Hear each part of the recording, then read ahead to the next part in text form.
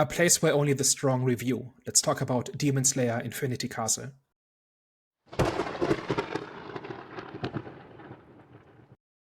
Hello, everyone. Welcome back. We are back, the Eye of the Storm podcast. Today, we're here to discuss Demon Slayer Infinity Castle. But before we get into that, Daniel, do you want to let the people know what the best thing is you watched recently? So I've been watching King of the Hill, which is an animated comedy show from 1997. So King of the Hill essentially is about this family living in Texas in the 90s. It's a 1997 show. It's basically one of those animated sitcoms. It basically deals with all sorts of social and political and cultural issues, but through the lens of this average Texan family in the late 90s.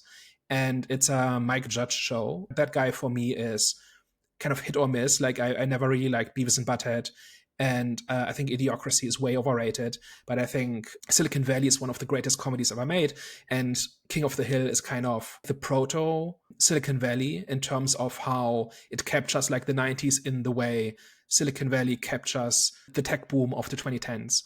And that it really understands what it is satirizing, and it's really smart about its satire and witty, and these characters kind of just embody these different issues and attitudes, and their wacky hijinks explore all sorts of various issues that are often very heavy and very thoughtful and fairly deep in their treatment of it. For whatever reason, I've never I've always known about King of the Hill, but I've never quite gotten into it. I think every time I saw a clip from it, it looked like second-rate Beavis and Butthead, which to me didn't look very interesting, but I kind of just started watching a couple of episodes just on a whim, and it's now my favorite thing in terms of things I've watched recently. It's pretty much how you do satire, and it's pretty much how you do comedy, and it's how you talk about these heavy social issues through likable and flawed and wacky characters who often do everything wrong, but you care about their reasons for their mistakes. There's 14 seasons of it. There's a recent revival, and I'm currently on season 4. So I don't know how well that show ages and if the reboot is any good. But just the first couple of seasons are just top-tier comedy and top-tier satire. So that's a strong recommendation. That is a very strong recommendation indeed. King of the Hill is one that I have also seen over the years, but just never really gave a chance. You know, I was always kind of stuck with like your Family Guys and other shows like that, Archer, and stuff like that. But yeah, I don't know. It's just one of the ones that just never really had that appeal anytime I saw it. But it sounds like it goes quite in depth about, you know, various subjects and has a lot more layers to it than what meets the eye. So yeah, definitely worth checking out, it seems. It's got a very dry and understated humor, and that is part of it, that it's not like in-your-face gags from minute one with the way you get it in Family Guy or Archer or something like that. Like, this is a lot more subdued and a lot more slow burn. The storytelling is not that slow, but it's kind of very sedate and very laid back in terms of how the story unfolds. But the gags kind of just start piling up very quickly, and it's just individual lines where if you blink, you'll miss them.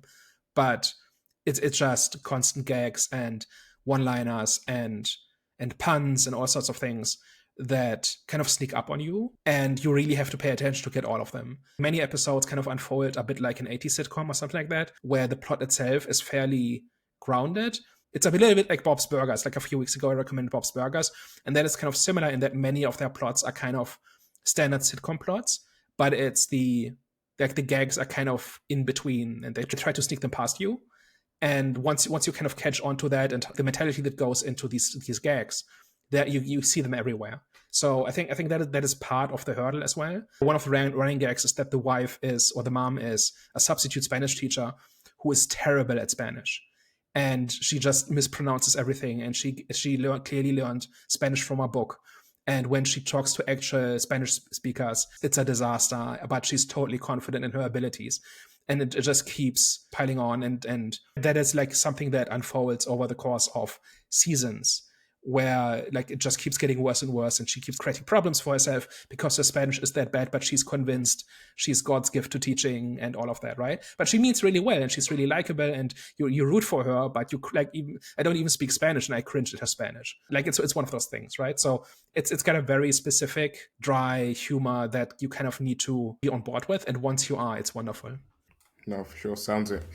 It sounds it. I guess on my side, And it seems to be a anime slash animated heavy episode today, but mine is actually linked to the movie we're discussing, and that is Demon Slayer Season 1. That might be a bit of a giveaway that I did enjoy my time with the movie, that it made me actually go back and start the series from the very beginning. After seeing the movie, it was just kind of great to just see where it all started, because the movie made a lot of money. There was a lot of like hype behind it. I just wanted to see what had come before. It's very much your typical kind of hero story, how it starts off. Hero goes through a tragedy, is kind of thrust into the situation where he's trying to protect his sister, or he's trying to save his sister who's been turned into a demon in the very first episode. And then it just kind of goes through the typical training montage of him learning his skills, learning his craft to eventually become a demon slayer. And I think the last episode I left off is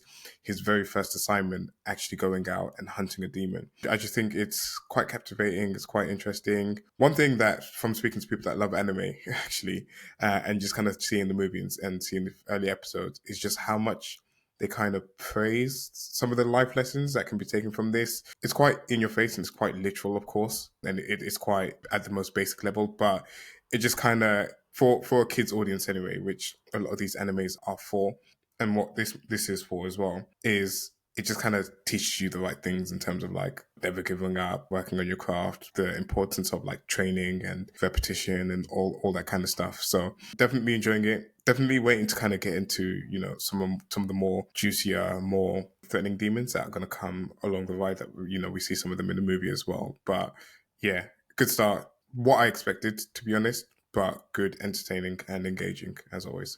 Is it actually aimed at children? Because like anime generally isn't, like, no, it's not categorically. So is this one that's aimed at a younger audience? Is it not? Well, I mean, again, I kind of took that from speaking with my brother in terms of like when when we were discussing the movie after we came out watching it, and he just made the point about like, you know, stuff like Naruto and other things where some of the lessons are like maybe for like a younger audience, or like, you know, almost like broken down to like the most basic level for like a younger audience to understand. But I'm not an expert. Don't quote me on it. Don't like take my word for it. That was just a conversation I had. I could see some of those teachings or lessons in the movie and in the show. And I was just like, you know, that was like one of the things that we touched on when we were talking about the movie. And that's kind of just how it was explained to me. So the audience does seem to skew younger, as it certainly did in my cinema. I think there were two other people. So there was a pretty decent turnout, and there were two other people who were over 25 other than me. And one of them was a parent. But it's like late teens, early 20s. That seems to be the core audience. Like, I did not see any children in the audience. This is the boomer edition, apparently, of our podcast. I think the ethos of this episode is going to be that we're going to try to make sense of this and try to see what we can get out of this as somebody who is not the target audience, who is not part of the existing fan base, and just what are our thoughts, right? I think that's fair to say. That's kind of where this is going to go. All right, moving on to the main attraction. Let's dive into the synopsis and our impressions of the movie. So, Demon Slayer Infinity Castle is an anime movie about a group of demon slayers who raid the Infinity Castle, which appears to be the lair of the big villain that they are fighting, which is this demon and his demon henchmen, and there's like a hierarchy of demons as well. There's the what are called upper and lower demons and all of that. And the movie essentially follows a couple of characters who are part of this raid and who get into essentially boss fights with these senior demons. And each fight is basically like a vignette that delves into either the demon's backstory or the demon slayer's backstory. And often, in multiple cases, they are connected and they reflect on their reasons for fighting or the implications of who they're encountering, like some variation of that. And that's basically the movie. So, what did we think of Demon Slayer Infinity Castle? I mean, as someone that isn't an anime fan, I really went into this a bit skeptical, because I have tried anime before and I've never really been able to kind of vibe with it or pay attention to it long enough to really care for any of the shows or anything that I'd tried to watch previously. But very quickly in this, I kind of found myself enjoying it, especially when I started seeing some of the sword arts that they were doing and the different techniques. I think it's like the different forms. I think it's like fifth form, sixth form, in this, any other. But just like the visuals behind that were really, really engaging, really bright, and just kind of I wouldn't even say like innovative or anything like that, because these are probably like common things in anime TV shows or movies and stuff like that, but I'm just not familiar with it. Like the only anime experience I really have is Dragon Ball. It was just really engaging. As someone that hasn't watched any of Demon Slayer, at first I was a little bit lost in terms of, okay, like who are these people? Who's the main character? Who am I meant to know? Like what the hell is going on? Why are we in this place? And I think there was like a period at the very start where they were just like kind of like running through these halls for a very long time. And I was like, okay, what are we what are we doing here? But actually, as we started to get into, as you call, the boss fights, which is funny, it's actually was boss fights. But as we actually started to get into the boss fights and we started to delve into the character motivations and sort of the character stories and just understanding how they got to this point and why the fights were so personal to them, I really felt connected to the characters more so than I ever thought that I would. And from the very first one where it kind of got into her motivations and like her realizing that the enemy that she was facing had a link to her past and stuff like that, I was like, really engaged with it. And I feel like the way that the fights were unfolding and the more that they kind of stopped and added more layers to it was really great and really enjoyable. It did drag in certain places, and I think at the very end it really ground to a halt on the final fight, because you're in this like really fast-paced, high octane action set piece, and then it just completely grinds to a halt. Separately, like on its own, I think it was like great, but just for the pacing of the movie, I think it just didn't completely work for me, that particular scene. But I think overall I got quite a lot of enjoyment out of it, and as you can see, I've gone back and I've started to watch it from the very start, because I just kind of felt really invested and cared about the characters, even though I didn't know these characters from 2 hours before the movie started. Yeah, so much like you, I'm not big into anime. I've tried a few times, and I grew up on stuff like Dragon Ball, Pokemon. That's kind of where my examples already stopped, because this was like 25 years ago. And I liked those things back then well enough, but I never really got into it. I've seen a few anime series. I remember watching Akira like a long time ago. It's like this post-apocalyptic cyberpunk thing, which I remember very little about, but I remember liking it. Watched Neon Genesis Evangelion, which is very heavy, but also very good. But that's kind of where my exposure stops. And I've always kind of wanted to get into it because anime is so big and there's so much of it. Clearly, I've just not found the good stuff yet. After watching this, I've come to the conclusion, like, if this is the best thing that anime has to offer, it's probably not for me. I just did not walk away being all that engaged or all that interested. There were like bits and pieces here and there that I thought were quite well done, but just stylistically, it's just not my thing at all. It certainly didn't help that I thought this was a standalone movie. Based on the zero amounts of research I did, I thought this was like, okay, it's a long-running franchise and they made a movie where I probably don't know any of the characters, but I imagine it's a contained story. And it's just not. It's essentially a compilation of a couple of episodes of the series kind of stitched together. I think that it would flow so much better if that's what it was. If this was like 3 or 4 episodes in a series, and we were getting kind of little episodes within this raid.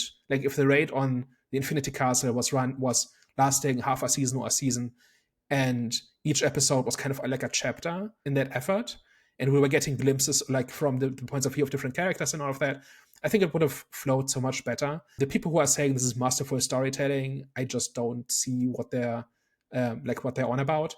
I think the amounts of flashbacks, the amounts of exposition, the amounts of explaining just what people are doing, and just the amount of filler in terms of the running and even the fights got repetitive very quickly, at least like the bulk of it. All of that kind of, I thought, dragged down the storytelling at all, and I don't know how much of that is just anime storytelling conventions and how much of that is this particular story.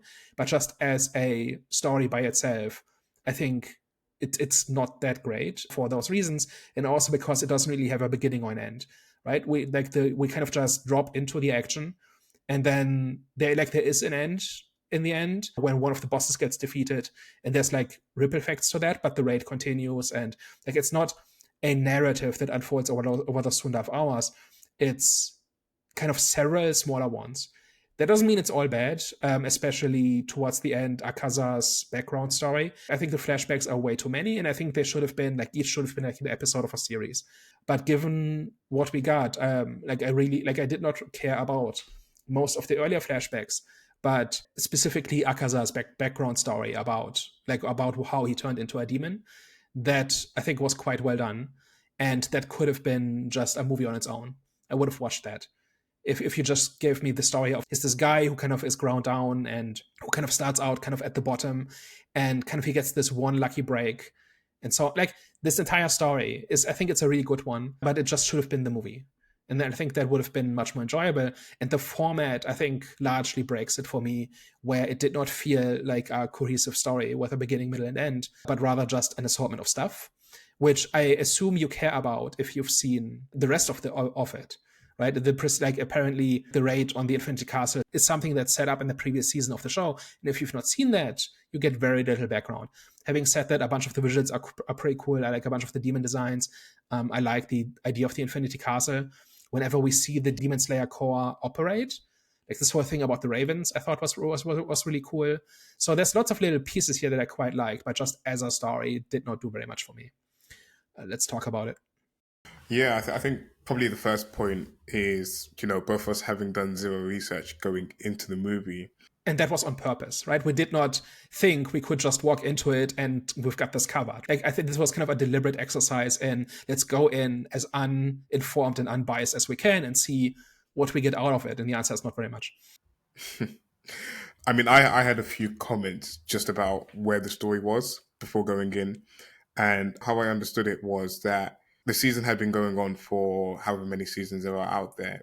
And instead of concluding it across more seasons, is that they just took the seasons and made or are making 3 movies out of it. And this is the first out of 3 movies to come out of the series. So I think that's where, when you say that, you get the feeling that these were like episodes, or like it felt episodic, and it probably would have flowed better as several different episodes. I feel like that's where the feeling is coming from, because for the most part these have been designed to be episodes, and they've completely just switched the format for these like big epic events to really conclude the story of Demon Slayer.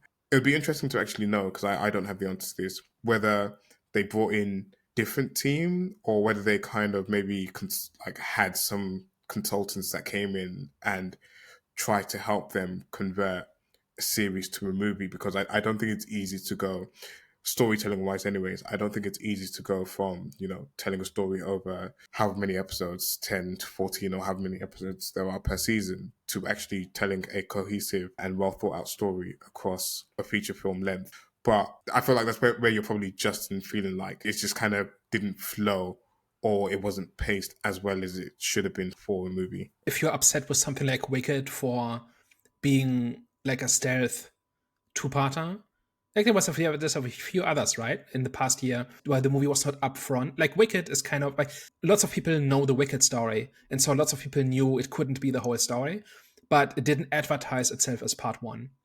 And I think there were a few last year where it's a 2-parter, but it hid the fact that it was a 2-parter in the title and in the trailer and in the marketing and stuff like that. If you don't like that, try getting only a third of the story instead of half a story.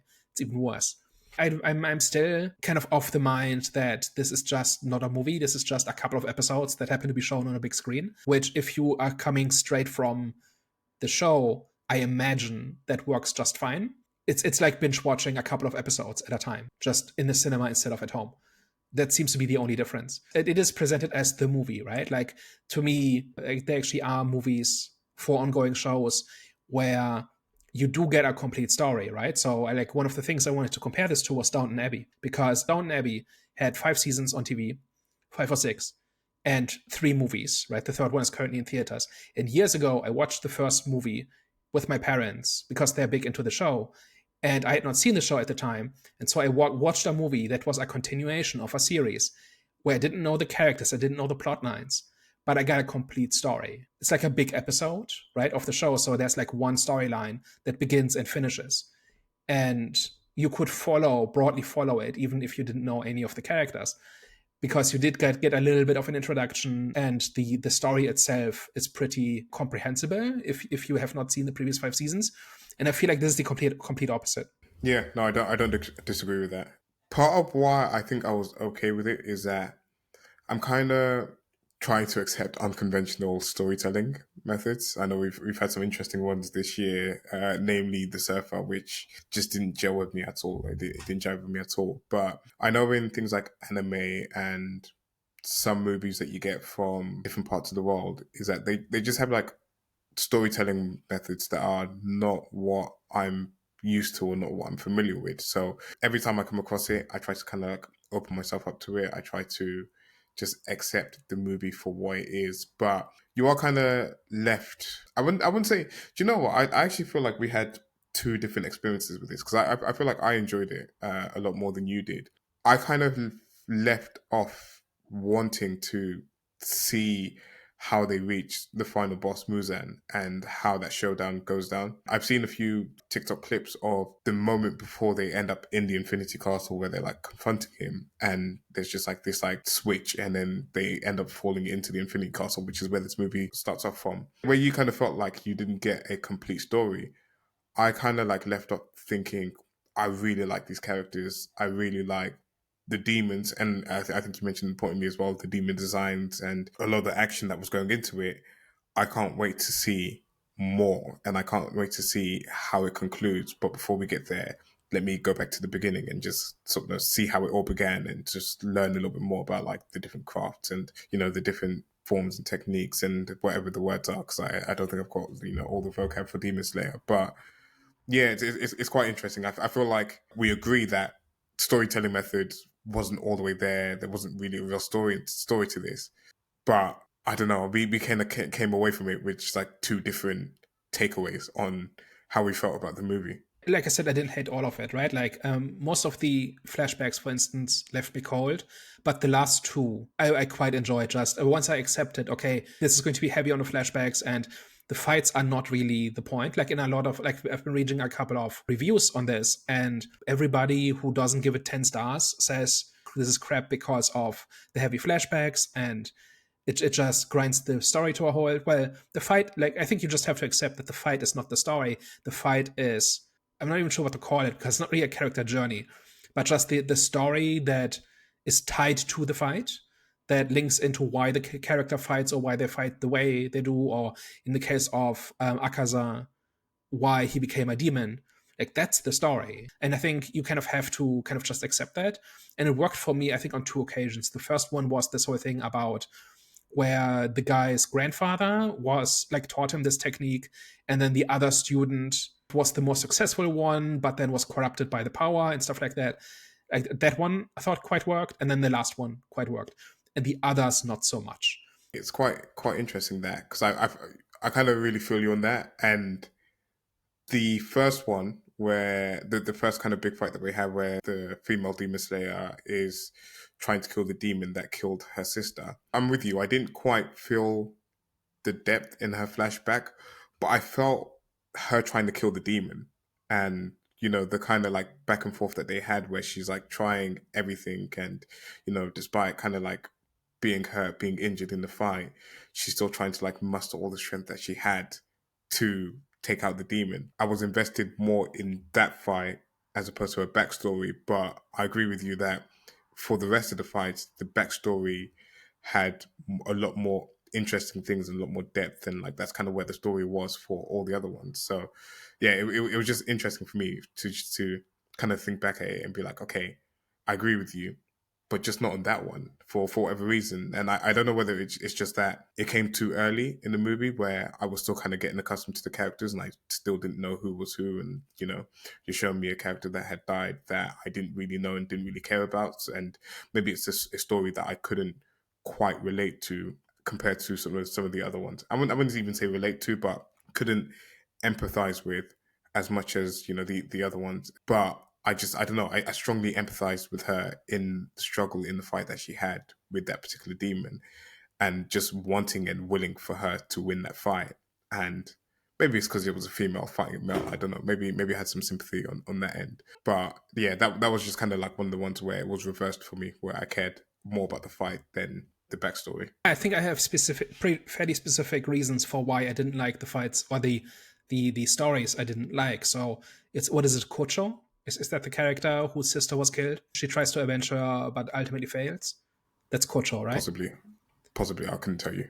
Okay. You might be right. You might be So wrong. first of all, I think it was the first one, or one of the first ones, and at that point, I'd not quite gotten on board with the structure yet, and I still thought this was like a linear story, and as opposed to a setup for a mini story as told in the flashback. But I also thought it was structured in a way that it felt like a callback to something you're meant to know from a previous season, where you are meant to know the sister and you're meant to know the loss of the sister, and you're meant to know what place this character is at. And this is just a recap of that. And it was recapping something I hadn't seen, and therefore I didn't care. And I'm not even sure now that that is what happened, but it feels like that is kind of how it's structured. And because of that, it didn't feel like we were getting the complete story. We're just getting fragments that felt like something more of a reminder. And compare that with Akaza's story, which is a complete story. Like, you get his entire story with beginning, middle, and end. It's like a 15-minute vignette, essentially, that talks about his origins and how he tries to be a better person and how the world won't let him and how he eventually gives in to the corruption and all of that. I thought that was pretty cool. But the reason it felt better to me is that it was presented as a complete story in one piece. And I think that is the difference. And then we have, is it Tanjiro? The guy who keeps trying to decapitate the demon, and he has to do it without the killing intent. First of all, I was really confused by how this entire thing is you have to decapitate the demons. This show or this movie does not explain any of the rules, right? Like who these demons are really. Like, there's a little bit of that, and like how you fight them. But my understanding is the only way to kill them is to decapitate them, and the demon slayers have these special swords that are able to decapitate a demon. And the entire fight is trying to get to the point where you can decapitate the demon. And Tanjiro can't do it because this guy has like this danger sense where he basically can't be flanked, can't be ambushed. And he has to improvise this technique where he has to kill without intention of killing. And I feel like it's kind of like this could be an interesting idea, but then ultimately it does not seem to really come together. It did not at least make sense to me about how he very clearly is intending to kill the demon, but he has to not intend it in order for it to work. It did not quite work for me, and maybe if you know more of the series, maybe that makes sense, but it just didn't to me. And then the entire thing is about how you have to decapitate the demon. It's the only way. He will otherwise just regenerate. And then he decapitates the demon and he regenerates. Like, I felt like that's not proper setup and payoff, where you establish a rule and a goal, and then the character accomplishes the goal, and then the story says, aha, gotcha. Doesn't work. But we're not going to tell you why. And it was not clear to me why decapitation didn't work here. Is this one too powerful, or did he not do it properly, or what? Two things on this one. Trying to kill without killing intent, from how I understood it, is that what he'd like learned, was it from his father? I can't remember. It was like a mentor, or I can't remember who the figure it was that he kind of learned it from. Was you just wanted to do things without like thinking about it, just like almost like kind of like being like flow state and just perform certain actions automatically without having to think about it, without having to put like much thought in it. I do kind of agree. It was like it's kind of like on the borderline, but I kind of give it a pass in a sense that they try to at least explain how one could just through training and like sheer determination and this and the other enter like a state of just like calmness and just like tranquility in the state that you are, and you just kind of are being. And I'm maybe using some of the wrong words, but you're essentially just like kind of like in a flow where you're just doing things automatically without having to think about it. That's kind of how I took that one. And then the demon, Akaza, I kind of took his regeneration as his determination to always grow stronger and like never be weak and never be defeated. And like you said, they do set up this rule where demon gets beheaded, he dies. I think kind of two things of it. I think one, it was meant to be like a moment of, everyone thought that Tanjiro was a hero in that moment. But then two, give the audience a bit of a shock moment where it's like, oh, he did it, but this demon hasn't died, and it just kind of gives the demon a whole like level of threat and like a whole other level of strength that they hadn't seen before. And I can imagine as well, like as if I was someone that had watched the series up until that point, and every demon I saw get beheaded had died, and then this one got beheaded and then didn't die, I felt like you'd kind of get like a good reaction out of the crowd from that, even though it kind of goes against what's been set up before. But in his case, he was just so against being weak and so determined on getting stronger and never being defeated, and just like kind of so single-minded in that his like determination, his willingness allowed him to regenerate in that particular situation. It's just kind of how I took it, and I kind of accepted it for what the movie was telling me. And I kind of didn't. It just felt like a bait and switch to me. And I think like there is room for twists and there is room for complications and all of that, right? It's more like there didn't seem to be a good reason. The reason just seems to be like this guy's just that evil and just that determined. It basically removes Tanjiro's agency in that sense, where there's nothing he can do to overcome this, right? Ultimately, it's about Akaza's state of mind where he kind of gives up, right? Or decides to no longer fight, something like that. Like this is not an obstacle for the hero to overcome. This is about the demon deciding to stop resisting. It just felt unsatisfying to me, where you set up a rule so clearly and so strongly and so absolutely, and then you just don't do it, and then you just say, aha, gotcha, not this one. You know what I mean? It just didn't feel satisfying to me. The bigger problem is that he simply remembers that he knows exactly the technique he needs to defeat this demon in this situation. Like he doesn't figure anything out. He just remembers that he was taught this technique by his trainer, by his master, and by this boar-headed guy. And those two together essentially give him the pieces he needs to go into this trance state in which he is able to kill without intention. It just felt so unearned. It just felt like, and this might just be different storytelling convention, where if you just give a character the skill he needs and he doesn't need to earn it, we don't see him develop it, we don't see him figure things out, he's just given it, right? That's ultimately what it comes down to. And he doesn't even seem to need to go into a particular mental state where he has to accept the teachings of this person or something like that, right? Like you could say, okay, he was taught this in the past, but he never accepted the teaching for personal reasons, and he has to overcome those personal reasons so that he can access this knowledge or whatever. Like there are ways to make this work, but it just, to me at least, it just looked like he remembered that he knew the exact thing he needed all along, and that just felt really cheap and unearned.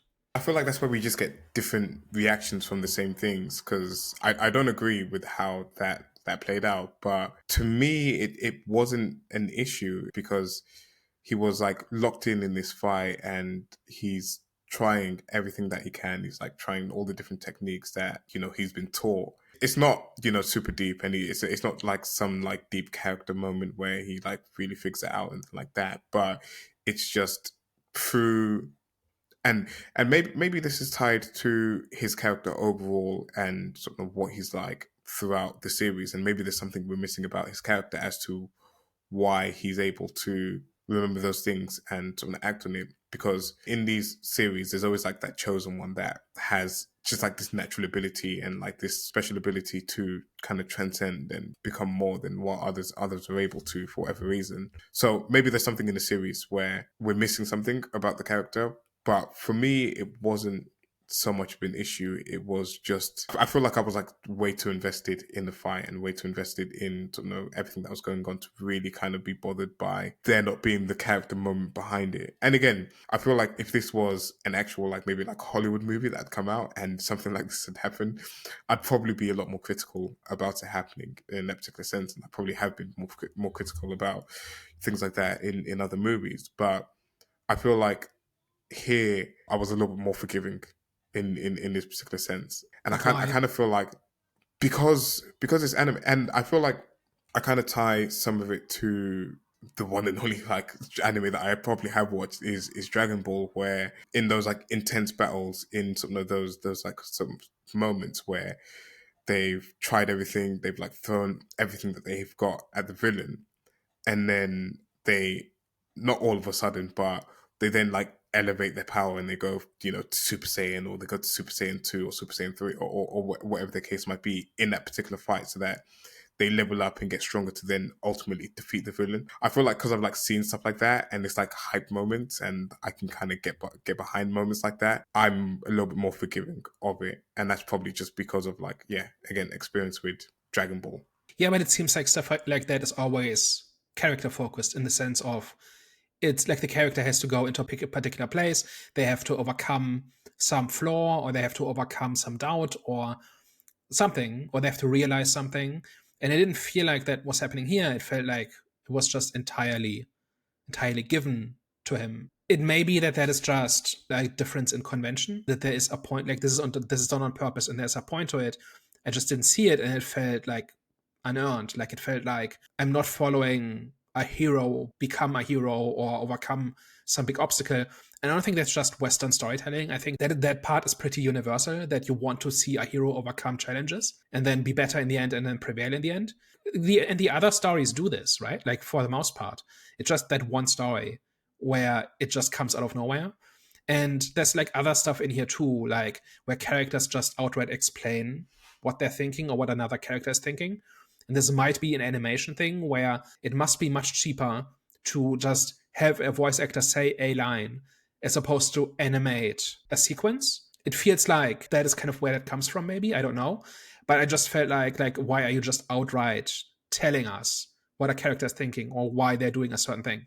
Like, is there no subtlety at all here?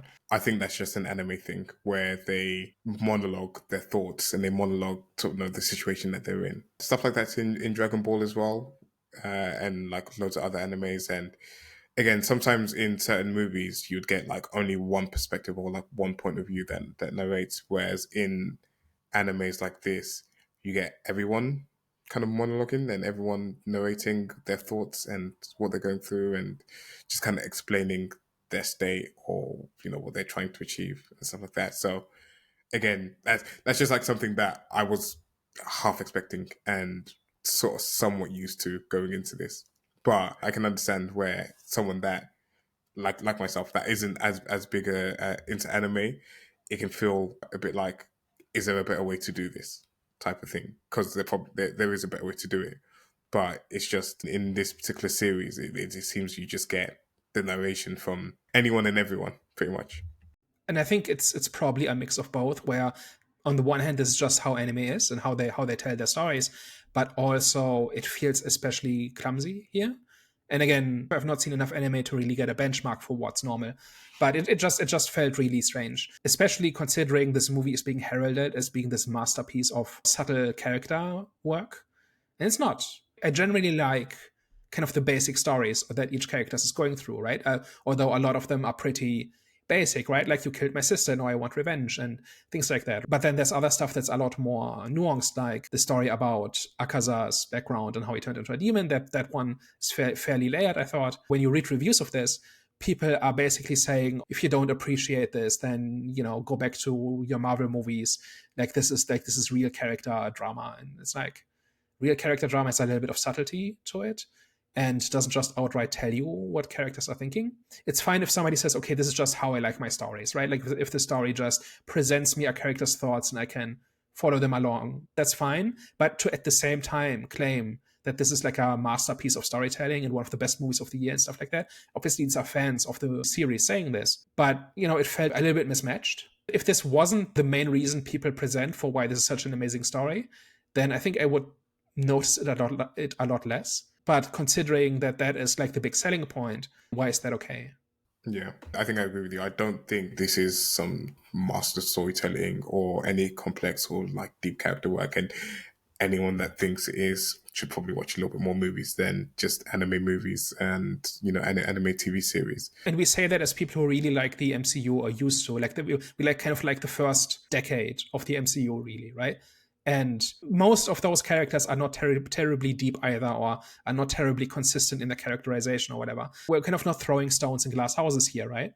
But we kind of recognize the flaws in stuff like the MCU, and we criticize it heavily. If you want us tear apart the writing in an MCU movie, listen to our Brave New World review, where we just found nothing to like.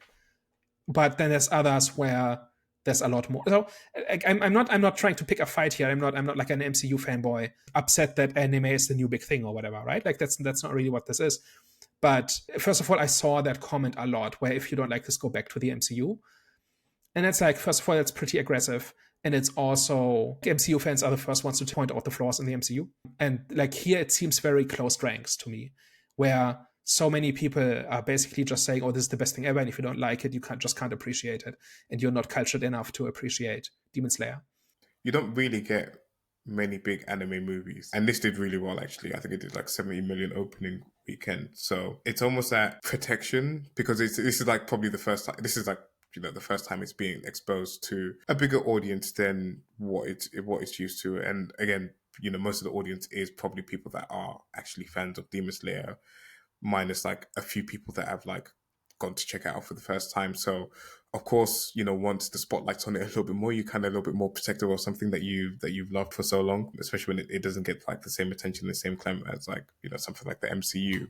But for me anyways, it's hard to try and like put down anyone that kind of thinks it, because if it's like you said, it's the way that you like your story told, and if it's like it's the storytelling conventions that you're familiar with, and you know, you kind of get some of the same beats and the same tropes and some of the same dialogue or character sort of work as you get in this, it's hard to kind of like disagree if you feel like, you know, this is like your opinion of it being like, you know, done really extremely well.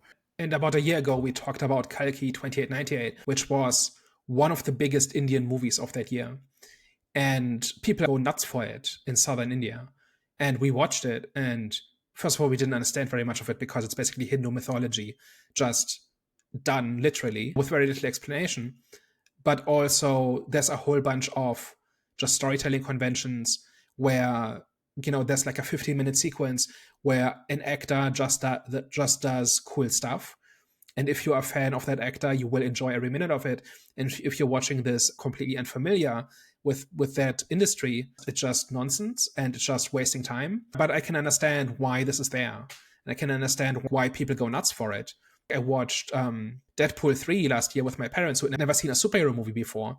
And they were pretty lost. But even they could, you know, find some of the jokes that worked for them or some of the characters that worked for them. So we can appreciate that some of it is just unfamiliarity.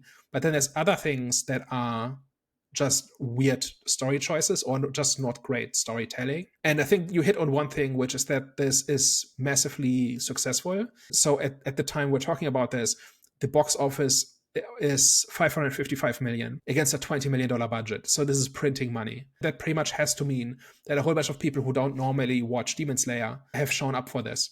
And I think a lot of them have opinions similar to ours, right? Like the pacing's all off, and you know, the flashbacks are excessive, and the dialogue is too melodramatic, and all of that, right? And I can kind of appreciate that a fan who is used to this and who likes that might get defensive if a bunch of people just show up and maybe some of them are not as nice as us about it. I can kind of see kind of that circling the wagon effect. But at the same time, you have to kind of be able to see the flaws in the thing you like. If you have to make excuses for it, then maybe that's not ideal.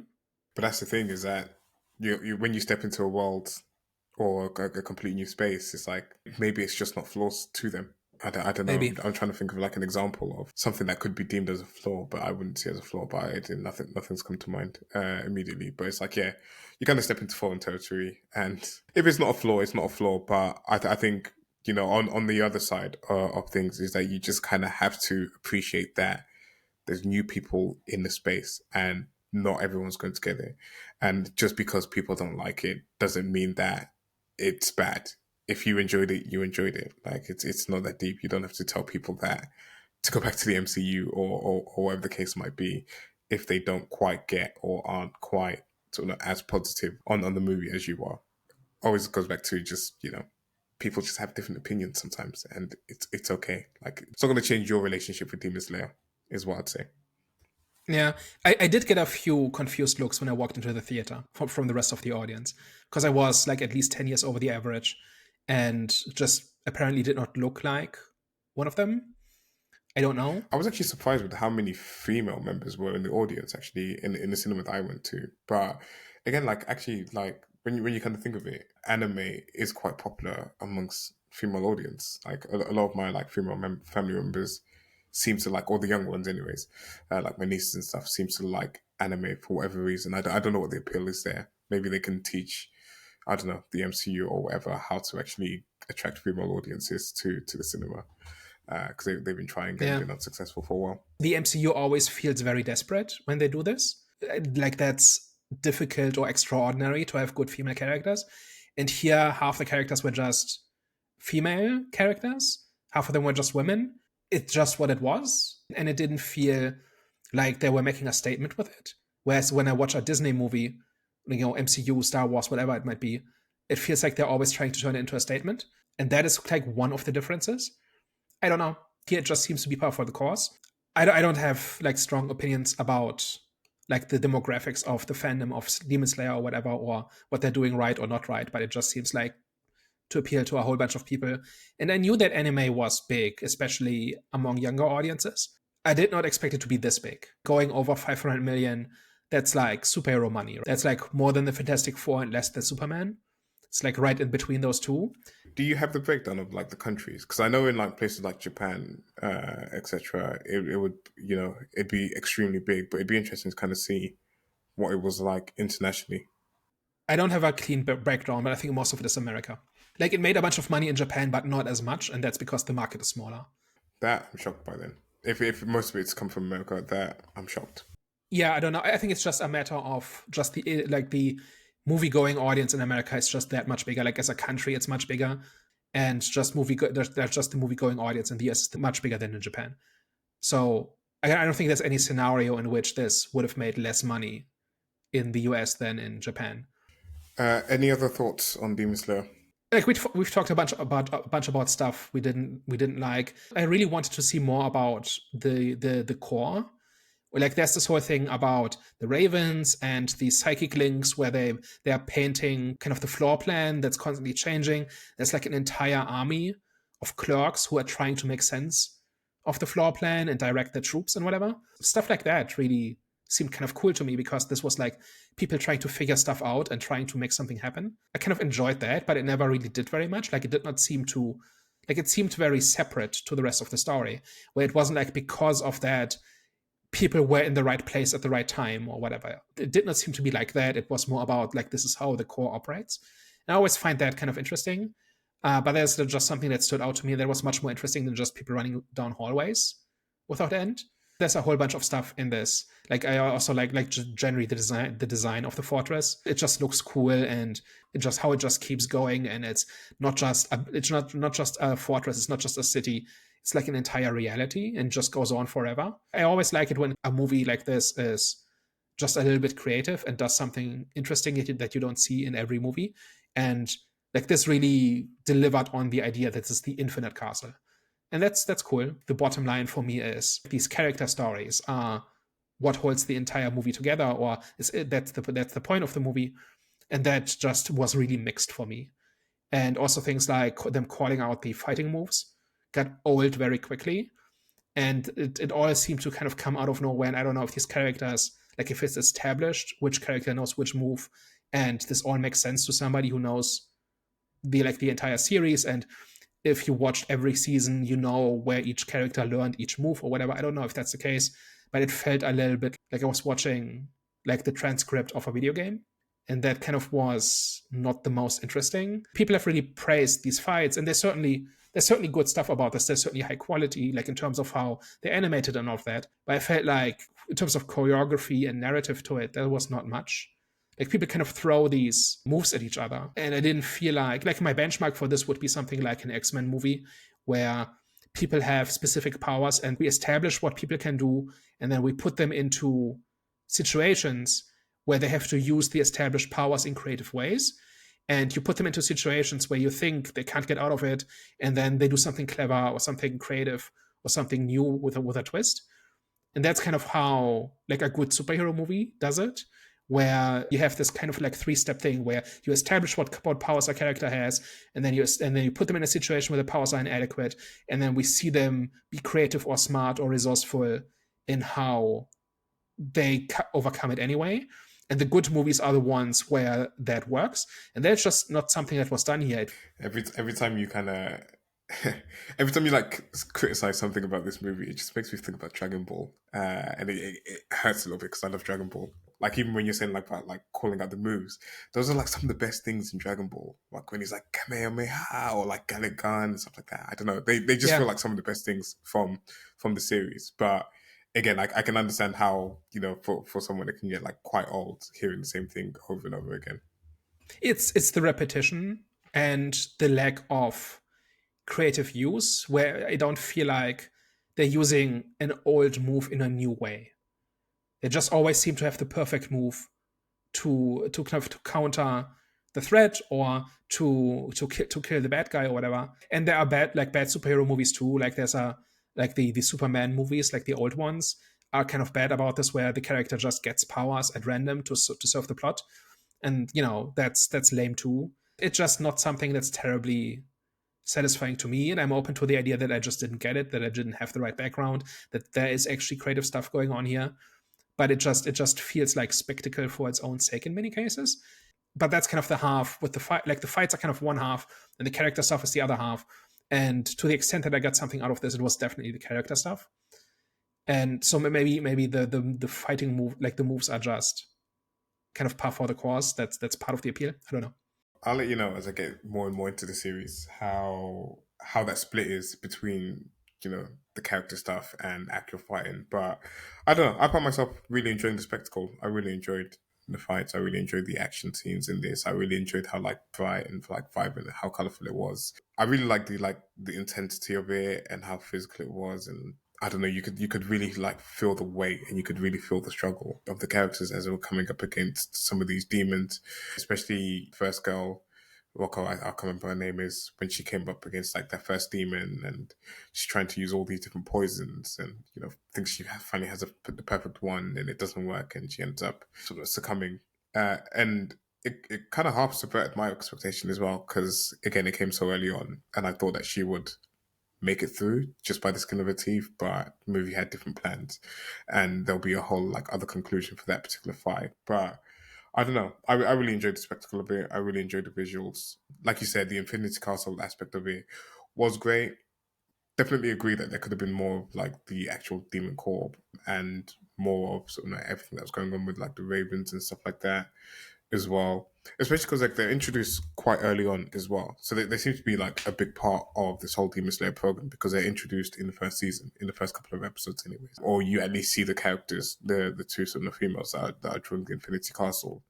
So it kind of felt like they probably have a bigger role, or have a big role throughout the series, and probably maybe will have a bigger role as the movie develops. But I don't know, like maybe like last question for me. For someone that you said that you're kind of half into, well, you kind of half want to see the appeal of anime because it's so popular, and you felt like this felt more like, or you probably would have enjoyed it more as episodic series as opposed to like one full feature length movie. Did you have at least some type of urge, like myself, to go and check out the series? And would you check out another movie if it came out, or the next movie when it comes out? I probably wouldn't watch the next movie in this, just because I didn't really enjoy my time here. I've tried to get into anime a few times, and I've just been reluctant to write off an entire, it's not even a genre, it's kind of like an entire medium. It's like saying you don't like books, right? Or you don't like movies. Like surely there's, at least if you don't like most, there's some that you like, right? And you deprive yourself of something interesting if you just write it off completely. And that's kind of this cliche about the person who not just doesn't like animation, but specifically rejects all anime categorically as being childish or weird or not good, or whatever it might be. Like there's a long list of cliches, and I've always resisted that, because there's some that's good, there's some that's terrible, there's some that's aimed at children, there's some that's aimed at adults. It covers a wide range of topics and genres and styles and tones, just like movies and comics and books, novels, games. Like anybody who writes off an entire medium, I think, is just not giving it a fair shake. And when you do that, you deprive yourself of something cool. And I've always been open to the idea that I just have not seen the right anime yet. But I'm a lot less curious now than I was before I watched this movie.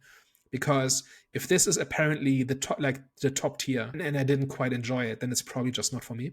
That's fair. And I will say maybe just kind of to defend anime to you a little bit. I wouldn't say that you don't always like the popular thing, because if something's good, something's good. But I know that you kind of do find something like the niche things, like you mentioned earlier about like King of the Hill, where it wasn't the most popular animated sort of TV comedy of the time compared to like Family Guy, South Park, etc. But you found the appeal and you found what worked in that. So maybe there is something out there for you that isn't the mainstream thing, but is something that's darker, grittier, or like has better storytelling, better character work, or just like has a different type of convention of storytelling than what the traditional anime has. Maybe. So I don't think King of the Hill is at all obscure. I think it's very well liked. It's just I've never gotten into it before. And that is kind of part of it too, that I've had this a few times where I just have to be in the right mood for something. And I bounce off something again and again for years. And then I just see it in the right frame of mind. And then it becomes my favorite thing.